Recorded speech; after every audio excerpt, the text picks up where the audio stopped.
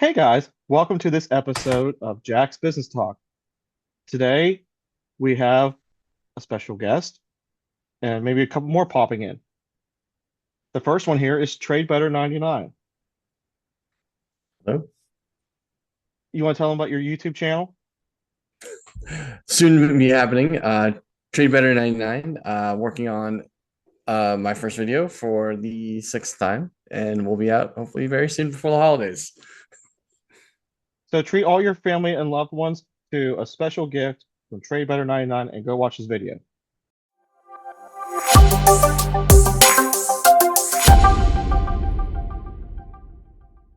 Thank you so much. So today we are talking a little bit off topic, but on topic in a long-winded way about 3 Mile Island.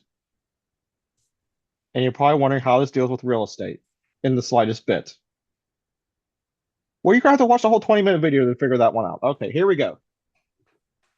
So in Pennsylvania, this is actually a new series I think I'm gonna do just a little bit. Maybe like 4 or 5 videos. And it's just I love history and it's just different events that happen in PA. And we're gonna cut several videos from this. So in Pennsylvania, we've always had a way of overcoming challenges from the Johnstown flood in 1889 to where a dam broke, killing 2,200 people, the steel mill collapse, Centralia of 1962, the abandoned highway, and of course, today's topic, 3 Mile Island. This will be a small video series that talks about these disasters and what PA did to overcome them and how it impacted the nation and also the world. So let's start from humble beginnings. I couldn't resist myself. I had that clip from SpongeBob in my head for Excited. some reason. So anyway,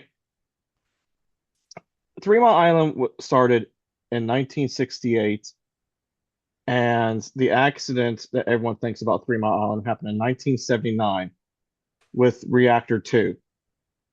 Most people thought that aren't in like who are watching this video that aren't near Trade Better 99, or in my area of Pennsylvania, know that it didn't close. It just closed temporarily. But most people think here 3 Mile Island, they think Chernobyl, and they think it's done. And that's really just not the case. It started to melt down. It was because of a water sensor mechanical thing that didn't open up. So the water started to get overheated and it started to evaporate out of the system. So then it caused a partial meltdown of reactor 2. And reactor 2 is still deactivated to this day and until further notice. So after the incident, PA was a part of the founding of the Nuclear Regulatory Commission, in which they standardized the practices and training for all employees within the nuclear waste or nuclear program, the waste facilities, and all that stuff for the nation, which then I believe Canada then adopted. And I would assume Mexico did too. I just don't know. I'm not speaking about Mexico. So the plant officially shuts down in 2019. And I forgot to look it up. Actually, let me look this up real quick just because I'll go with it. Of September this year in 2024, Microsoft with Constella Constellation Energy purchased 3 Mile Island as a 20-year project for carbon free to basically help the environment. It's going to be fully operational at this point in their progress in the year 2028 because they have to go through all the rules and regulations. This whole startup process takes years to get one reactor going, and they have to really update the reactor one. So they're going to update that. It's going to be more powerful, but at the same time safer at the same time because the technology and all that has changed over the years.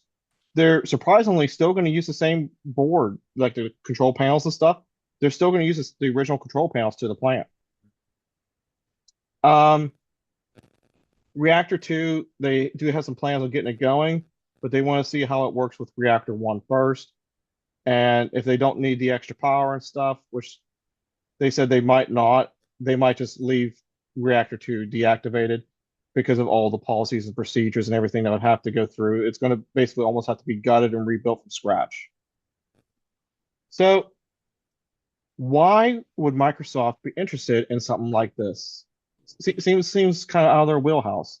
Well, what they're trying to do is they're going to set up their AI computer center near 3 Mile Island, so it's going to be part of the grid.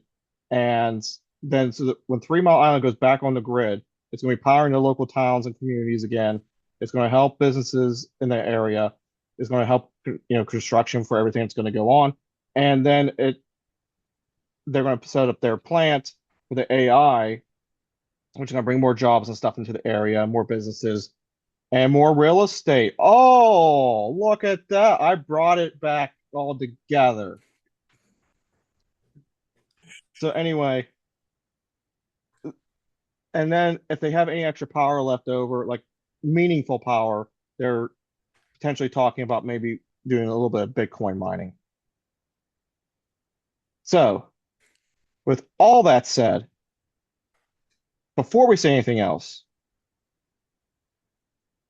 you guys need to check out the AI video that me and Trey Better 99 did a little while back, and watch all the shorts and hit like on everything, and just love the channel and love everything about it because no one else is talking about this weird stupid stuff.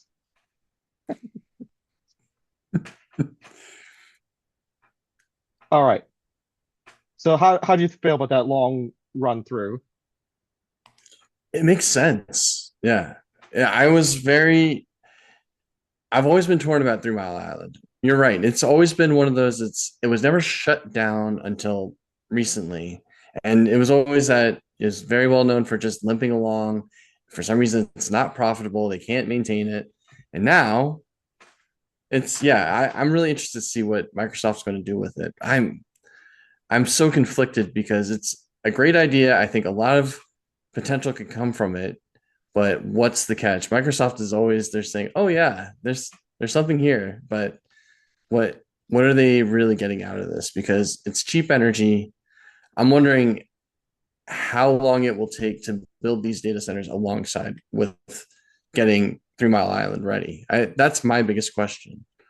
I think the primary focus is the data centers. Like I think that's their primary focus, and I think that's why this little this little nuclear power plant that's never been productive is such a huge gain boon for them because of the Mhm. fact that they now have something because they might literally only be selling enough power to the community and stuff just to kind of more or less break even on it. And they're probably banking on their AI systems to really is what their moneymaker is going to be. That's a good point. Do you think they would sell the electricity to say rivals like Amazon and other item? Because that's what happened here in Virginia was that first it was Amazon, now Microsoft's here and Oracle, and there's a whole bunch of smaller data centers. And now a lot of what used to be nice farmland in Northern Virginia is all data centers. I wonder if the whole Harrisburg area would end up looking like that as well.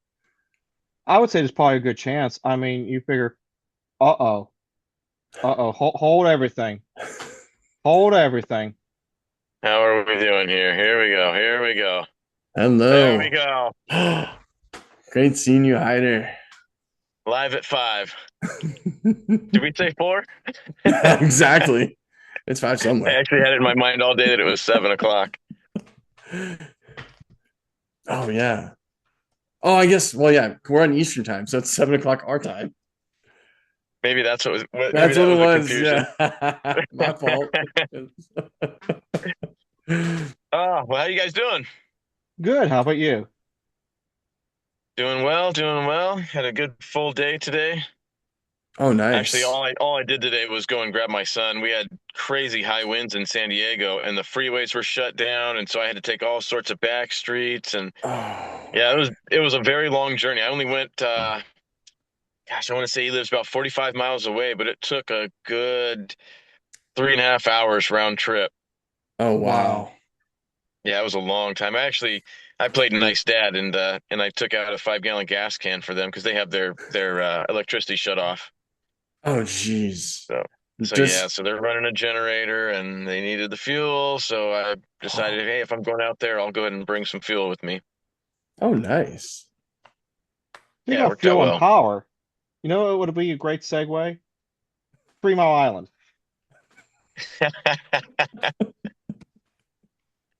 That's right. That's right. I Yeah. didn't study up on that at all, actually. So Yeah. actually, what I should do is just restart the whole. Well, no, no, we'll keep going. I'll catch Ryan up real quick. Yeah. Go for it. So Yeah, it'll be good for the other viewers. Yeah. so basically, 3 Mile Island, the accident everyone thinks about was 1979. Reactor 2 started to do a partial meltdown because of a mechanical pump that wasn't letting water out, so it wasn't letting water in at the same time. The same pump did both. So anyway, it started to evaporate the water out of it, and it got too low and started to melt down the cores. So reactor 2 is still deactivated to this day. Everyone that's not in like me and Trey Better 99's area knows that it's still going, but everyone else in the world thinks of it like Chernobyl and that shut down, and it's not. It's out near Harrisburg, PA. So let's see. Next note is it because of that. It then became PA became one of the founders of the Nuclear Regulatory Commission, and they standardized the practices and the training for employees on how to handle the residual of nuclear waste and how to handle nuclear power plants and all that kind of stuff. The plant was officially shut down in 2019. Microsoft then with Constellation Energy. If anyone works there, I'm sorry that I butchered your name. Anyway, they're part of a 20-year project to be carbon free and to have it fully operational again by 2028 using reactor number one, which was some they're going to advance some things. And Microsoft is using the bulk of the power for their AI program, Hmm, and and then I think they're going to sell some to put it back on the grid for residential. interesting. Huh. Huh. Well, my initial thoughts is it sounds like a great idea. From what I understand, nuclear is the most safe, yeah, the most energy dense, just the best all around source of energy. Um, did anybody, I'm sorry for my ignorance, did anybody get hurt or die in that incident? Uh, I used to know that, and honestly, I forgot. I can I look it up don't real quick. think so. I don't believe so. Yeah. I, yeah, off the top of my head, I'm asking the question because I don't think so either. Yeah. I don't think so, and I think Chernobyl only hurt people. I don't know if anybody actually died. I don't really remember.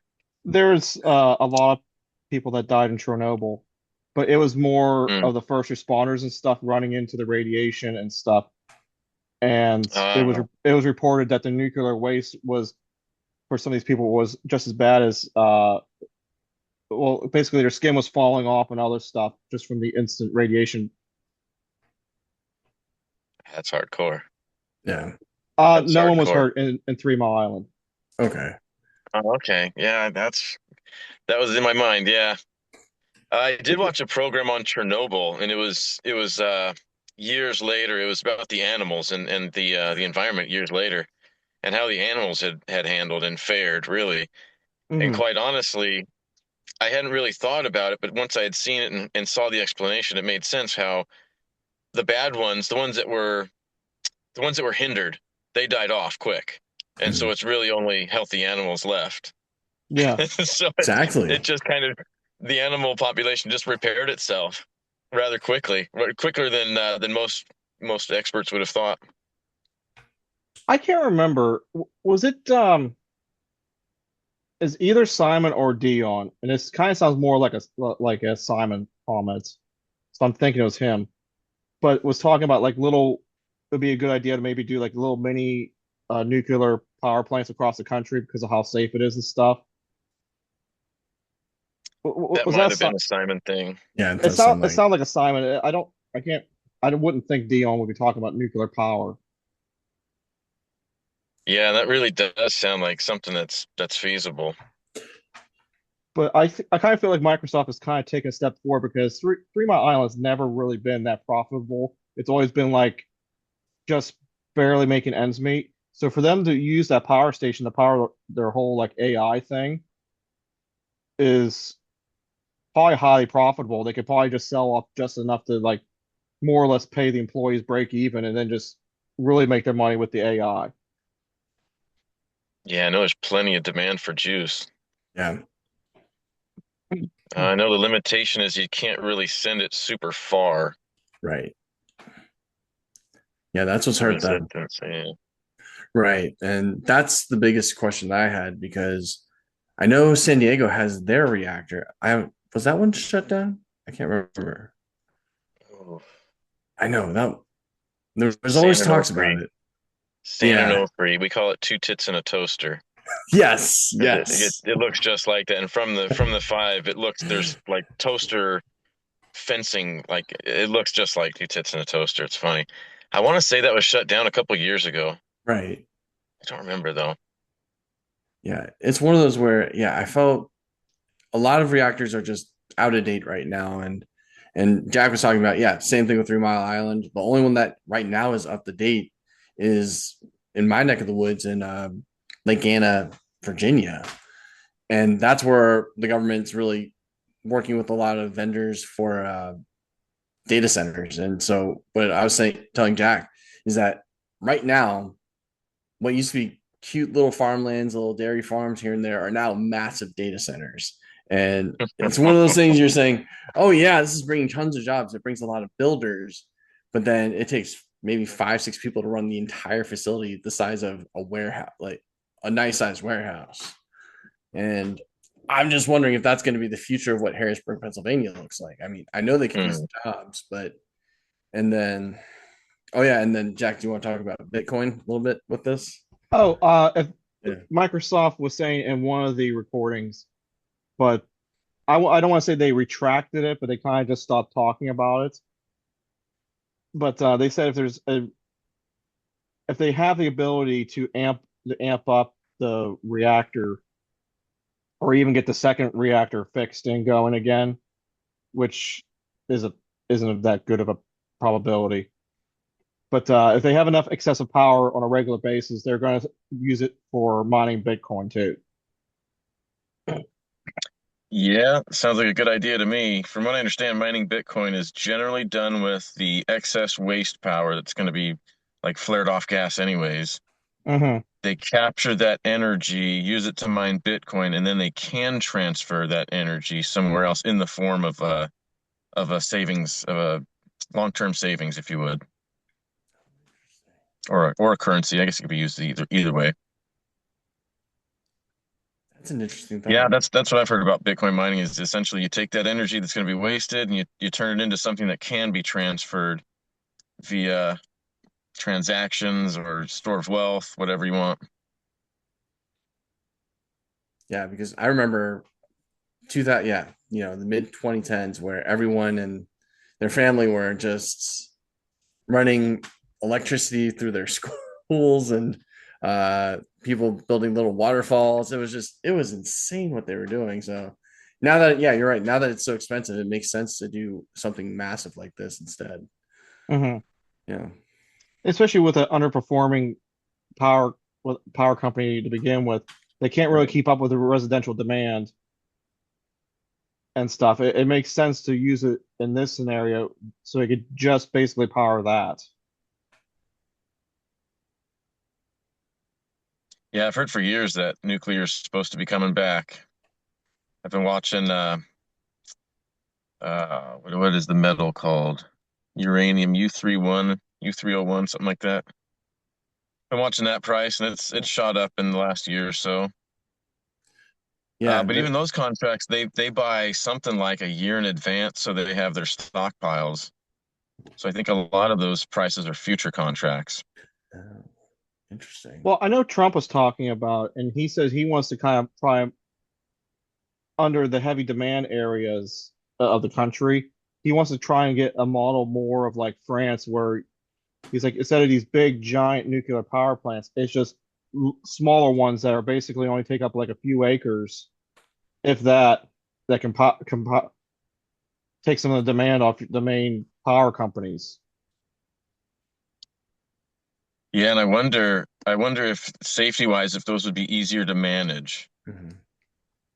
I guess what he was saying for the people in France is those little ones, because they're so small and stuff, they're typically like two-man crews.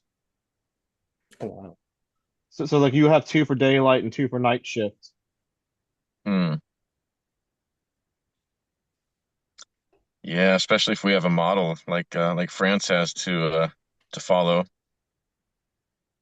We're not just pioneering. Yeah. Right.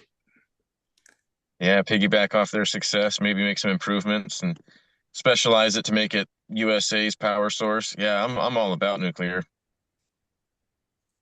Yeah, I used to be very against it. I don't know. Maybe it was just the misinformation and everything. It's yeah, I'm with you. I've kind of been drawn more back towards it. And I know a lot of people have been touting about what is it, thorium, as well as the other potential less dangerous reactive component, but it sounds like at least they might not have a running model yet. I don't know. I hear of Hmm. different items in China. It's like in the Gobi Desert right now that they're saying that, oh yeah, we have something running, but I want to see it work first, kind of thing.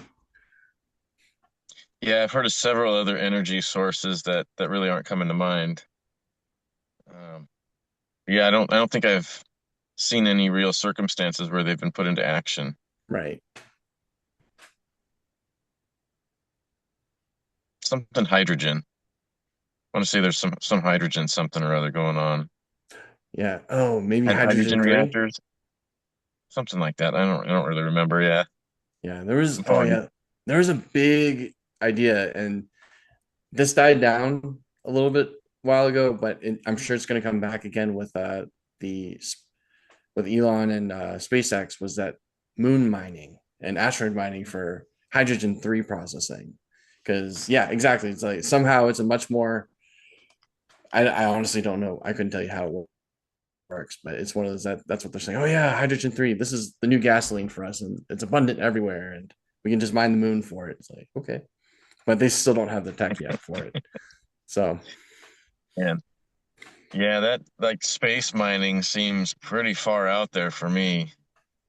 yeah, I look at I look at the success. I mean, I shouldn't say I look at, but I think of the success rate of rockets so far, and I really don't have any definitive answers or anything, but it doesn't seem like they're that great.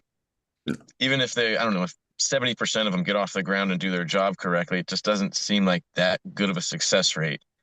So to be able to send a rocket up and then mine something and bring it back and have that be cost effective just yeah, seems so far out there for me. right. But who knows? Yeah. I think the idea is building moon colonies and everything like that. Now we're like, I know, I'm sorry, Jack. We're now no longer talking about 3 Mile Island. We're talking about mining the moon now. So it's like we went way off here, but yeah. So, That's but funny. that's the idea. But I guess the idea with now potentially with Microsoft doing items like these, do you guys think that will with this extra electricity, do you think this would actually equal more, I don't want to say more, but better processing power for these new AI systems? Or do you think that it's still not quite there and they might have to change the more underlying model of it in the future? I'm just wondering if this is something that might have to change overall with how AI kind of codes itself right now. Yeah, that's I, interesting. I don't know where the weak link is. Yeah, If it's computing power and processing power or just lack of energy. I think it's Huh. going to be one of those things that is just going to naturally take care of itself, just building up the infrastructure and the base and all that kind of stuff for it. I don't necessarily think it's an energy supply issue as much as a able to. I actually, and this is just my opinion, I think that they gear AI so towards speed and not so much quality that that's why he's screwing things up. Where if they put in better hardware and stuff and slowed it down a little bit, it would actually be better. Hmm. Yeah. That leads me to think that the free market is demanding speed over quality, to Mhm. be honest Yeah. with you. Yeah. Like uh like the quality of the people using it needs to improve so that they hold the AI to a higher standard. Yeah, and Dare I say that? Yeah. No, you're right. those people don't work in production. Hmm.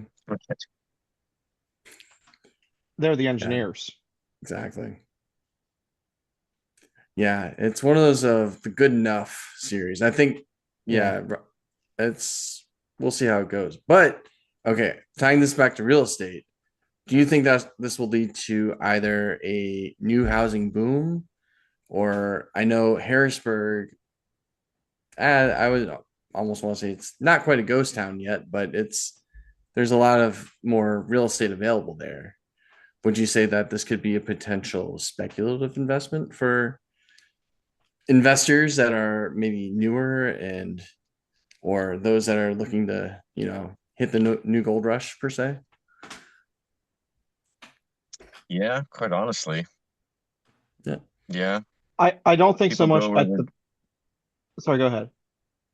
I was just gonna say people go where the jobs are. Right. Yeah, I was gonna say I don't think so much at the power plant, although they are bringing back a lot of the old employees to kind of train, and they're making like the trainers, and they're gonna train the next gen of operators and stuff. But I don't know how many jobs it's really going to make. I think the jobs are going to be more with the Microsoft AI and everything else they bring in, like like you were talking about Trey about it earlier. I don't know if it was on or off camera. You were talking about other companies such as Amazon and everyone else coming in to take advantage of the power and the AI and stuff, and that's where your jobs are going to come into play. Right. Yeah. It builds that whole infrastructure because the idea is that, okay, now you have these data centers. Now you have more jobs, more people there to maintain, but also I'm sure there may be companies willing to make their campuses over there if they can get cheap electricity. That's been the benefit of Virginia for the longest time is that because we had a relatively robust electrical grid that's kind of being tightened up. But I could see that being something very beneficial for the Pennsylvania market. It's one of those where I think about, say, Cleveland or other places. Will people move there? Is there a drive to say, well, yeah, there may be jobs here. I still don't want to live there. I don't think Harrisburg is that horrible where people wouldn't want to live in Harrisburg. Like, Yeah, I mean, it's not like I'm saying, hey guys, they're going to do it in Philadelphia, where you're like, oh, Philadelphia, shootings, bad people. I don't know. Well, at least it's not Chicago. oh, Chicago. No, not Chicago. Oh man. Or it's brother Gary. exactly. Yeah, but there's a lot of interest there, but I just wonder what would make it. All right, so you have the first jobs there. What would be the first shoe to drop to say, hey, you know what? There may be people moving here, or is it? And then is it more of the build it and they will come, or wait till they come and then build it? That'd be the approach. I would wonder what people are going to do. Hmm. Yeah, if contractors are swinging hammers, that's going to be action. Right. I was gonna say I'm kind of curious to know what the unemployment rate is for out there. I might look that up because there might already be a ton of people sitting on the sidelines that are waiting for a job. So Right. they'll be in the right place at the right time for the better positions where everyone else is moving in and taking the lesser quality jobs. Right. Yeah, because it's interesting. Also with Pennsylvania, I mean, the East Coast compared to when I used to live in Oregon, the East Coast isn't that big when you think about it. It's like traveling. It's like, oh, it's an hour and a half, to from Baltimore to Philadelphia or something like that. It's not that bad. Or even Harrisonburg. I mean Harrisburg. It's not that bad. But I know when I lived in Oregon, it was 45 minutes just to get groceries. And, you'd be pretty lucky to say, oh, yeah, it just took me 2 hours to, go somewhere meaningful. It's like, I mean, yeah. So, Haida, when you're talking about, oh, yeah, 3 hours, it's like, it's actually not that bad for California. It's like, it's not terrible in 45 minutes. Like, yeah, yeah, just put in a good podcast. That's not too bad. Yeah, I So, did. yeah, exactly. So, yeah, but it's just one of those where I'm just because the East Coast is the East Coast, and I mean, I feel like people will move where they when they can and when they will relatively fast. I just I'm waiting. I'm wondering, would it be interesting looking at okay, so it's going to be ready by 2028. Would it be worth saying okay, 2025 is going to be a rough year for everyone potentially? Uh, would it be worth say exploring and maybe finding stuff at dirt cheap rates before 2026 and 2027 kick in? I don't know, just but it's I don't know. It's not like stocks or not like crypto or anything. It's like this is actual property where you have to pay taxes on. So Right. so I don't know. Yeah. Yeah, that's essentially what we're doing in Gary, though. We're betting on I think it's a Google installation that's coming in, and then a big hub for somebody else. Oh, interesting. There's, yeah, there's supposed to be two big installations coming in there, but I mean, really, who knows? Yeah. Lots of promises are empty. Yeah. Oh wow, that's interesting. And I mean, are you guys having like ears to the ground or just following potential Google inspectors or stuff like that? Or that sounds interesting. Man, I should be, to be honest, I should be. I haven't looked in months though. Yeah. Yeah. Oh, that'd be Jack. There may So be a layout. Oh, go ahead. Sorry. so what's your viewpoint on the whole cryptocurrency and all that? Um, I like Bitcoin, and that's the one that I've really studied. It has everything that I need. I think it's a pretty complete protocol. So that's the one I've really looked at. I haven't really studied ETH at all. I do hold some Ren coin that I was recommended by Mark Moss when I was in his investment group. I was recommended to get Ren coin, and I ended up buying it, and I bought about $1,000, and now it's worth about 50. So, and I'm not moving it because then I got to get ETH to move it. So I'm not going to get any ETH to move my Ren. It's only $50. I'm just going to let it die and let it be a learning lesson. But I do have plenty of Bitcoin. I could always use more. But yeah, I do. I really like the Bitcoin thesis. I've read the white paper. I have a pretty good understanding about it. I've put hundreds of hours into studying this thing. I've watched a lot of Robert Breedlove and Michael Saylor. I actually moderate two Bitcoin channels, Oh three wow. Bitcoin channels. It's all the same guy. Oh nice. Oh, But that's yeah, interesting. he's very bullish. He's always got bullish news. I'm all about self custody. So to do it the right way, I wouldn't really want to buy Bitcoin and not have the sovereignty that comes with it. Mhm. I do look at it as digital real estate because it is a digital ledger, Right. and there's only so much space on there. 21 million coins. It can be chopped up into satoshis, so we can all get a piece, but there's only so much. Right. And the computer code protects there from being any more. So the computer code would have to be changed or hacked or something, but Mhm. hasn't been yet. Yeah. So yeah, I definitely I put a lot of faith into Bitcoin, but I hold it as insurance and long-term savings, and it's not really something that I'm relying on. So I don't have a whole lot of expectations, but I have a lot of faith. If that Right. contradictory statement makes any sense. Well, it's kind of how I feel about like the gold and silver markets, where it's like, do I have faith in the U.S. dollar?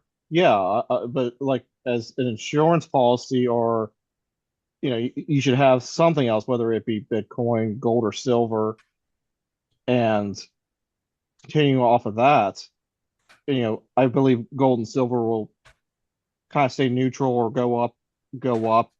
I mean, it's going to have periods where it goes down, but it's not going to go down so drastically where you're going to be like, I hate this gold. I should have never bought it. Right. From what I understand, the drawdown periods in gold are when there's a liquidity event and liquidity is needed, and that's what provides the liquidity. So it actually does its job. Right. And if you have it and you have the liquidity, then you can get some at a discount. So it's really it's about like Simon says, it's about positioning. And I think I position myself pretty well. I have all three: physical Yeah. gold, physical silver, and then my Bitcoin, which Yep.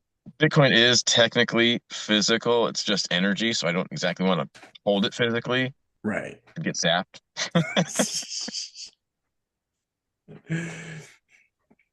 Oh yeah. So By the go way, ahead. I love your Simon Says series. Yeah, thank you. I've been meaning to do that for a while. You got me in trouble at work the other day because I'm not supposed to be listening to podcasts or anything, and you said I forget what episode it was. You're explaining something. You're like, let's say you have X and Y, and you want X because it rhymes with sex, and I started laughing, and my boss is like, he's like, all right, I know you're listening to something now. That's funny. Yeah, share the video with him. I told him I listen to podcasts about economics and different views and strategies and stuff. He's like, so if I made you pull your earbud out, you listening to machines is only slightly better than what you're listening to now. Just leave it in. That's funny. Oh nice. So, Heiner, have you ever thought about buying like Cardano ADA, or I guess that are not proof of work, but that are proof of stake style? It's gotten my interest, but then I Yeah. think, what's the faster horse? And I keep looking at Bitcoin. Right. Bitcoin for savings, but then real estate for cash flow because I'm not going to live off Bitcoin. No. It's too early. Yeah. So yeah, Bitcoin is my savings. Real estate's going to be my cash flow to live off of. I guess have you thought about? I know this is a wild shot, but thinking about living down in El Salvador or somewhere like that where they have crypto or Bitcoin as their currency. Yeah, I do want to travel more Mhm. internationally. I'm doing a lot of traveling now from what I used to do prior years. So I'm doing a lot more domestic traveling, but I do want to get international. I was watching a George Gammon Rebel Capitalist live stream earlier, and I actually left Mark's stream to go see Rebel Capitalist because George hasn't been on in forever. I know I felt really bad doing it. I felt really bad doing it. I hated doing it. But it was a good call because Yeah. George was doing an Ask Me Anything Q&A, and he gave me a big shout out, and yeah, it was really cool. Nice. But really, I would love to go down and go visit George down in Colombia. Yeah. That's something I really want to do. And then we had losing light here quick. We had a trip planned to Turkey from last oh man, when was that? That was last May. We were supposed to do it, I think, in September. Yeah, it was mid-September that we were supposed to go and do that. And unfortunately, he got busy and he had to cancel that. But that's also something I'd like to go do is go do a turkey run with him. Where what he did on that thing was he did another one in Argentina, I think it was, Mm. where he went around using only gold, silver, and Bitcoin and cash money dollars.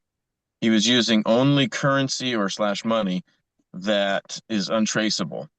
So he Nice. was just doing a thought experiment where he's trying to dodge Klaus Schwab and the WF, the World Economic Forum, and just trying to do commerce without being traceable. And the conclusion, I think he spent 2 weeks down in Argentina. I think it was Argentina. And in 2 weeks, he found gold was very difficult to use in sovereign coin form, even small. People only wanted it for like a collectible. Oh, The gold that they did want was in jewelry form. Kind of the same thing with silver. Silver, they would take the rounds, but cash dollars was the winner, and Bitcoin was almost unusable, from what he said. They just didn't have the infrastructure for it. He said there was lots of advertisements of Bitcoin cafes, and he looked it up on the internet, and all sorts of Bitcoin icons popped up. But then he would go there, and they wouldn't have a clue of what he's talking about, or they had to wait for the right guy to be there. It just wasn't, the infrastructure wasn't there. oh. Yeah. So no Bitcoin ATMs yet? No Nothing like Bitcoin that? ATMs, no. He Yeah. didn't find any there. Yeah. Otherwise that should have been a simple transaction. Right. But yeah, we have plans to go do the same thing in Turkey, and I'd love to go do that with him. And it would cost me, but I think it would be a worthwhile investment in that I would get personal time with George that I could really, I know George pretty well, and I want him to get to know me. If I ever want to do business with George, he's got to get to know me. He's got to be more comfortable with me than he is right now. So that is part of the plan. Oh, that's Try to exciting. get some light going. Go. It's quickly turning into a Simon Says at Night. It does. Yeah. Yeah. I was gonna say that. Yeah, I've actually had him in my truck. That's pretty cool. That's so cool. Yeah, in fact, we were communicating. A bunch of us are going to be staying together again, just like last time in Vegas. Mhm. It's going to be Millennial Mike, Dion, Lumberjack, Justin Cambria, and then Simon and myself. Nice. With a couple plus ones, couple of honeys coming along. Yeah, we're So all so, going to do an Airbnb. It's going to be so much fun, Dude, that sounds man. awesome. so Simon's I going to really the cherish those uh, times. he's going to the ORAD event. Yeah, yeah, he'll be there. Oh, nice. Yeah, I was making comments for a while there on his channel. I kind of stopped because for some reason I keep missing his live streams all of a sudden. But I used to leave him like a couple what do you call those things where you send the money? Super chats. Oh yeah, Super super chat. chats. Mhm. Yeah. I left him a few super chats being like, here's some more money for your NA beers to split with All Nighter. Oh yeah, yeah. In fact, when I went to visit him at his house when I was coming back from Alaska, we shared an NA beer, and it was actually really good.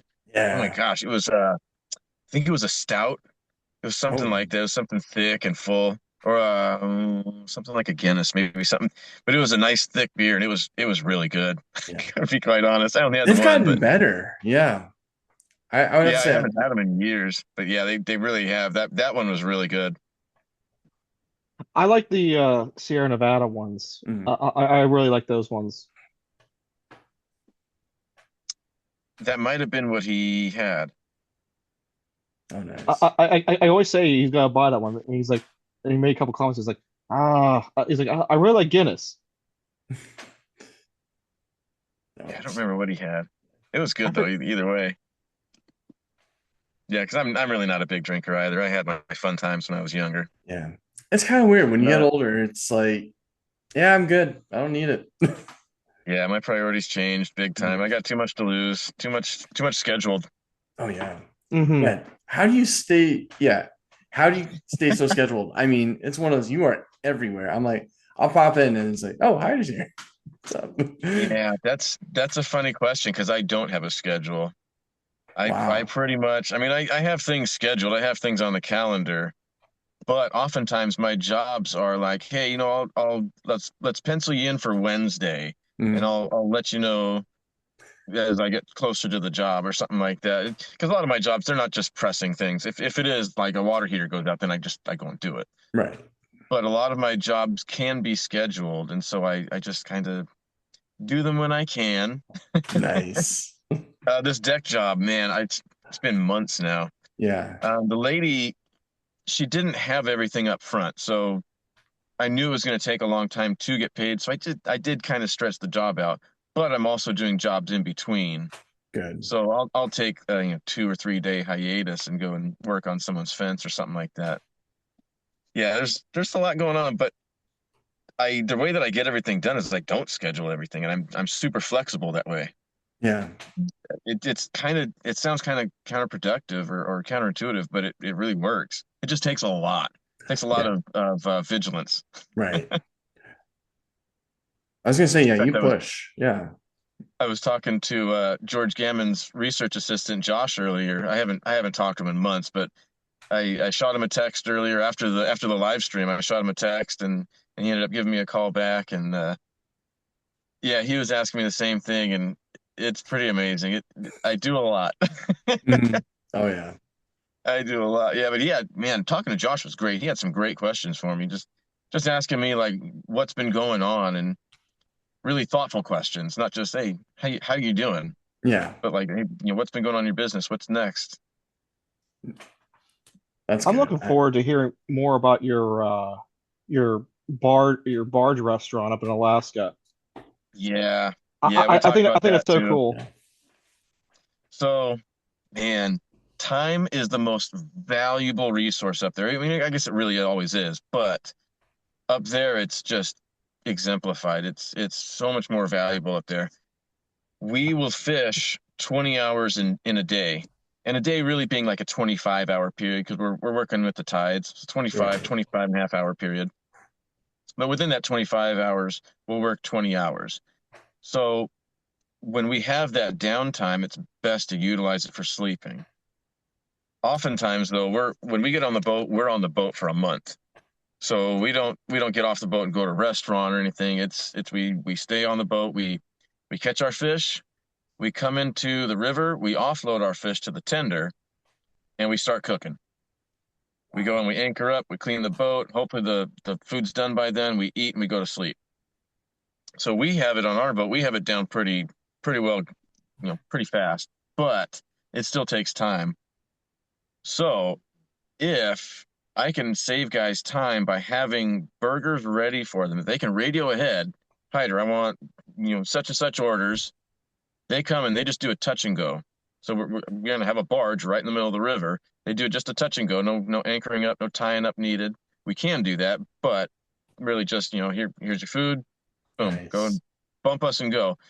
They can go make market while they're eating because Yeah. oftentimes there's a line to get to the tender to offload all the salmon that we've caught. So that tends to be just dead time, and that's when people tend to do their cooking and everything. But whoever's piloting the boat doesn't really get to eat because they got to Right. stay vigilant. So Oh, yeah, just yeah. if guys can just touch and go and grab burgers or whatever else they want, shakes, have a pretty Yeah. simple order. But I'm thinking like thinking more or less kind of like in and out. Right. But yeah, simple menu, touch and goes, PO orders, so no cash has to be exchanged hands or anything. Should be very, very easy and very fast and very Right. lucrative. Yeah. Nobody else is doing it. Oh, that's awesome. Yeah, it's been talked about for years, but nobody else has done it. I looked into it and the requirements were super simple. And this is going conventional, and which I would do. I wouldn't get all unconventional the way that I live with the definition of person and Right. taxes are optional. I would actually go the conventional route, but it was very simple. It was like it wasn't even like there wasn't even like a food handler's card requirement. It was something like Really? get a business license in that district, and then I think just a state license. It was just two simple things, which is just communicate and jump through a couple hoops, I'm sure, and I should be ready to go. And then there's getting the capital together, which I thought was going to be a little easier. Unfortunately, the way that the sale of the cannery went, it doesn't look like I'm going to have a business partner in this guy Roger May anymore. Oh, Which I didn't even pitch him the idea yet. So I'm not trying to say like he's double crossing me or anything, stabbing me in the back, but yeah.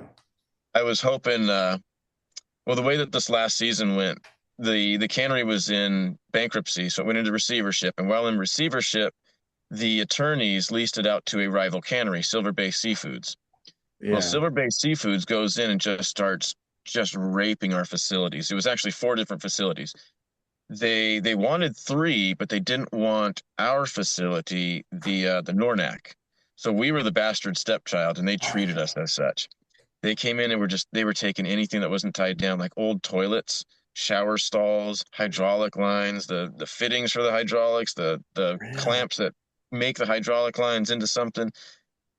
Luckily, I got to use that and make some hydraulic lines before they stole it. But yeah, they just came in and just raped the facilities, and so I took umbrage to that. We took umbrage to that, and our boat, my deck mate and I, we were filming them, and we became fact witnesses to what was happening because they had a lease, yeah, but that doesn't mean that they take the plumbing when the lease is Right. done. So, I mean, as landlords, we all know what I'm talking Right. about. Oh yeah. So, so that's essentially what they did, and what Roger May did, allegedly, was he filed RICO statutes against them. Since it was four different facilities, it became organized crime. So I thought we had this strong position. I'm going to be a fact witness for this guy. Let's help this guy out. He was really wronged. We were wronged. Mm. And what he ends up doing, and I haven't talked to him since, but what he ended up doing was selling to Silver Bay Seafoods. So we burnt our bridge with them because we cast our die with Peter Pan Seafoods and Roger May. Right. And in doing so, we burnt our bridge with Silver Bay Seafood. So I don't think we even have a market up there at this present Wow. time. Yeah. Oh So, man. I do need to contact Roger though and see what's going on with that and get his perspective because really I just have news articles and hearsay. Right. So yeah, I do need to contact Roger and see what's going on and still pitch him the idea. Maybe he still wants to do something in Bristol Bay. I would definitely. That's. I mean, really, it would. How long has this rivalry been? Or this? It sounds pretty crazy. What happened, what transpired happened Mm. just this last season. Wow. But these canneries don't like each other from the get-go, or at least they put that facade on. Right. I don't know what's going on behind the scenes because it sure seems to me that as fishermen, we get the short end of the stick every single season. Hmm. And these canneries, they're all within about a nickel of each other Yep. as far as the base price of salmon goes. So I think my conspiracy theory is that they collaborate together and they know how little we're willing to fish for. Mm. And so they push it to that limit. And I think they've reached it and they found a kind of equilibrium where it's like, yeah, these guys are willing to do it for this little because really we love what we do. I love Right. what I do up there. I'm definitely willing to walk away. Yep. It's been Yep. 14 years. I really only wanted 10. Right. So I reached my goal and then some. But I do still want to go back. I got to take my kids up there. Yeah. They have missed me, let's see, 14 seasons, so 28 months. So they've missed quite a bit of me, Yeah. all summers. So yeah, it's pretty sad. I want to take them up there and show them why I was gone and what I was doing and show them the camaraderie up there, man. Those guys up there are awesome. Fishermen are awesome. For as bad as they are, they're pretty awesome people. And really that was why I wanted to go. Um, when I first went, my stepdad's best friend took me up there. He needed a guy. So in talking me in, he talked me out of it. He tried to tell me how terrible it was going to be. It was going to be miserable, and I hate it. And he was absolutely right. But I grew up with two women, my mom and my sister, and so I really wanted to go. It was a call of masculinity. Mhm. So I was like, man, I got to jump on this. It's traveling, which I want to do anyways. I was only 28. I was single, so let's do this. And I go up there, and within the first week, I'm in the mess hall of Peter Pan, and like all these guys, man, the boat isn't even wet. The boat's still on dry dock, and all these guys are taking me under their wing, and they're teaching me things, and they're sharing all these stories with me, and man, the camaraderie was awesome. And I don't know if I That's was just amazing. different. I tend to want to learn, so I think they saw that in me, and they kind of nurtured that. And oh man, yeah, 14 years later, here I am. That's amazing. I've learned a lot. Yeah. I've learned an absolute ton up there. I've learned a lot about myself up there. Being able to push myself in that kind of condition, sleep deprivation's a hell of a drug. So being able to push through it, I've learned a lot about my tolerances. That's so cool. Yeah, it is awesome, man. That, It's a huge part of my life. It's really helped mold me who I am, and I absolutely love it. I love talking about it too. dude, yeah, it's oh man, I need more of these stories. Yeah, yeah. It's like, oh man. Yeah, it's one of those where I agree with you. It's having that camaraderie, having that brotherhood. It's like for men in general, that's a really big thing. It's a lot of people downplay it, but yeah, and especially I think all of us here, we're all naturally very curious. We always want to learn more. And I think that's one of those where, yeah. And mentor, it's people say it's always hard to find a mentor, but when you're willing to learn, then you find you. It's weird to say that, but Yeah, I would agree. yeah. I would agree. And the better ones find you. Yes, exactly. Yeah, back to camaraderie. I feel like we have a lot of that in this ORAT family. I like to call it a family. Yeah. I think actually, to be a little more accurate, the YouTube community is more of a community since it's all inclusive, but the ORAT school family is very much more family oriented. Yeah. Yeah, that school thing was such a great idea. Yeah, I know. I It's fun. was I was already loving the Facebook thing, and then he pumped out that school community, and it blows the Facebook thing out of the water. Yeah.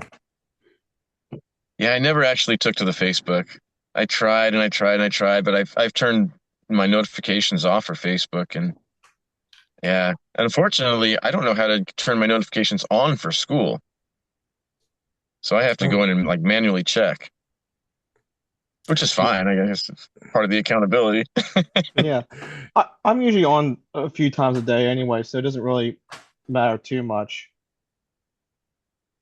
I know. I've turned it into my if I'm bored, it's like if you're flipping through something, instead of going, yeah, I've turned my Facebook notifications off. It's like, oh, just go in school, go in this.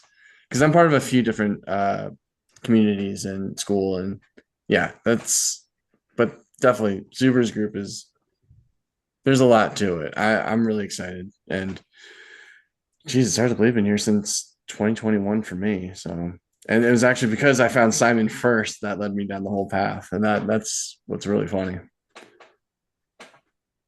Yeah, that's awesome. Yeah. Yeah, I Uh, met Simon through George. oh wow. Yeah, so George did the shout out for Simon after Simon had did the shout out for George. Right. Right. And then yeah, that's when I was like, "Oh man, I like this guy." I just related with him, but to be honest with you, I didn't watch him for probably I don't know, first couple months, maybe 6 months or so. I didn't I liked him, but I didn't gravitate towards him right away. Mhm. But then I did. I started watching him more and more. I think he was on George's channel the second time, and then I was like, "Oh yeah, Simon, I gotta watch this guy some more." Yeah.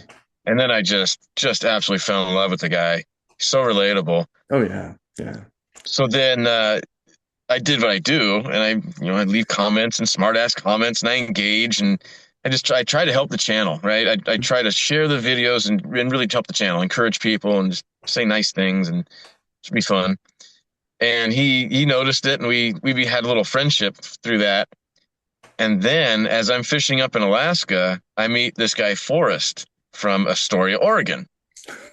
And he tells me he's from Astoria, and I perked up. Oh, really? Do you happen to know Simon, the Yeah. uneducated economist? Yeah. And yeah, I know Simon. I go to church with the guy. Really? Whoa. So, oh man, so that was awesome. I already had a kind of relationship with him, but then it became personal. So See, I gave Forrest my information, and Forrest was good enough to pass it on. And Simon hit me up like right after I got back from Alaska. So Forrest didn't sit on it. He must have gotten back and gotten it right to Simon. So props to oh, Forrest, yeah. Oh man, that's awesome.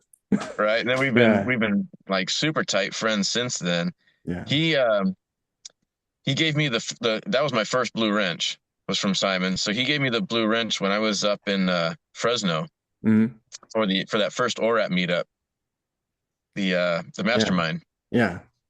Yeah, I was actually I was I'm still broke. I'm still poor, but I was broke back then. So I go up to Fresno. I pilot my truck up to Fresno, and I didn't have a place to stay, so I just sleep in the back of my truck. It's wide enough. It's good enough. I had a heater. I had a spare battery. Took my kayak battery and ran my heater through that, and I was good.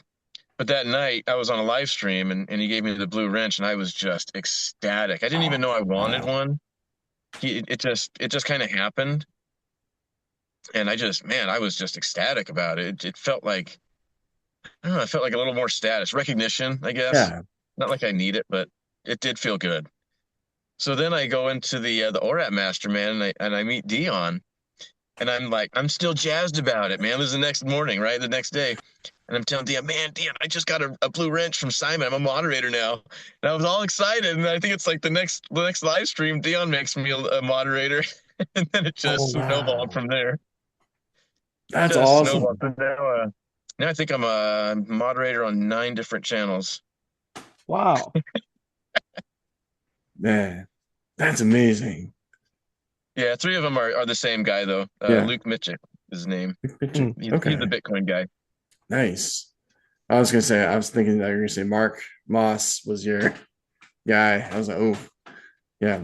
I used to follow Mark for a bit. Wow, but dude, that's so cool. Yeah, I followed Simon because I came from I don't know if you've heard of Dumb Money community. They're a Yeah, stock yeah. trading community. Yeah. So we were talking about investing in lumber or Trex and items like that because we were picking up on the lumber market was tightening up and well, let's see who might know about it and look it up and oh, uneducated economist talking about lumber. This is it. And so it just kind of went from there and yeah, that's really There fun. we go. Yeah, that's so There we go. cool. One night. Yeah. I'll leave that one on too. Yeah. There we go. I'll tilt it out of the way. There we go. Yeah.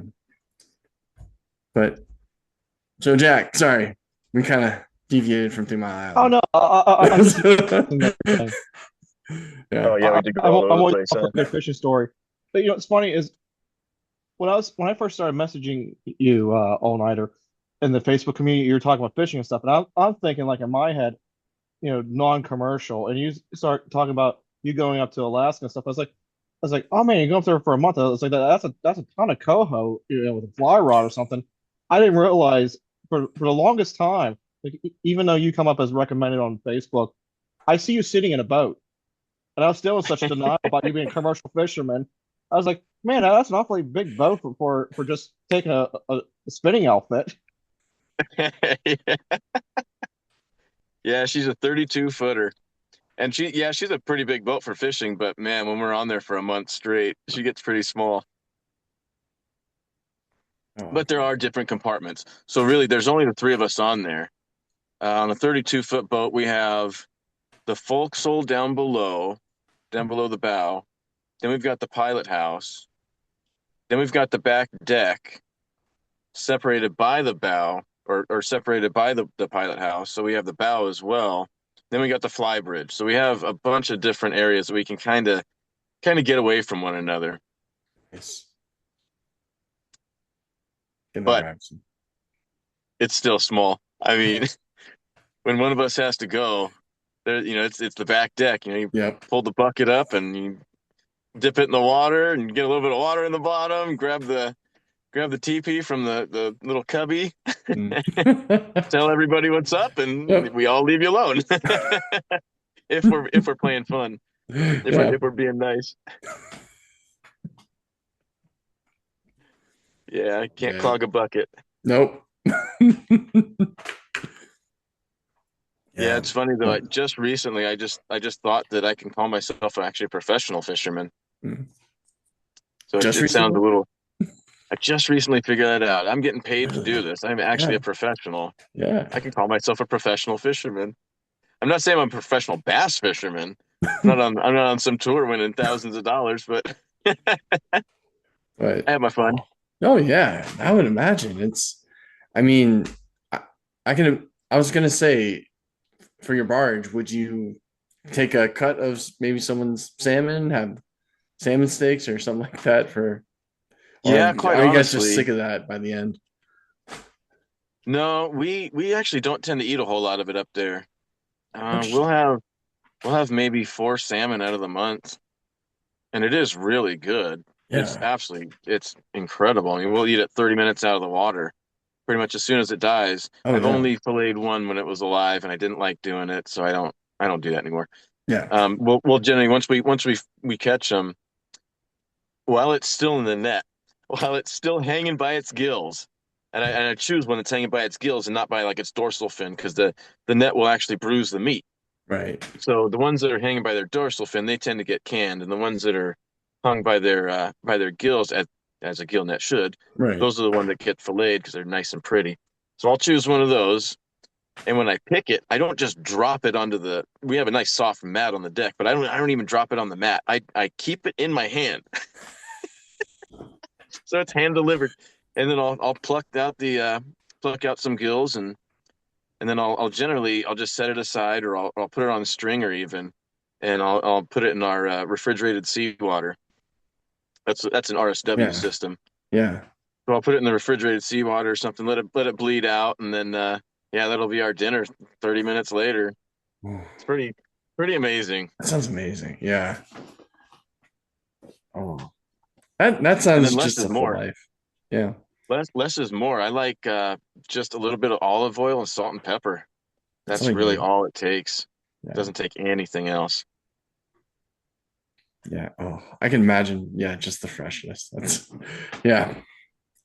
That's what I was always loved about when I visited Japan once. It was just you can imagine how fresh everything was right off the boat. Like, yeah. Oof. Yeah. Yeah, they do still have worms though. Yes. They're about the size of a sewing needle.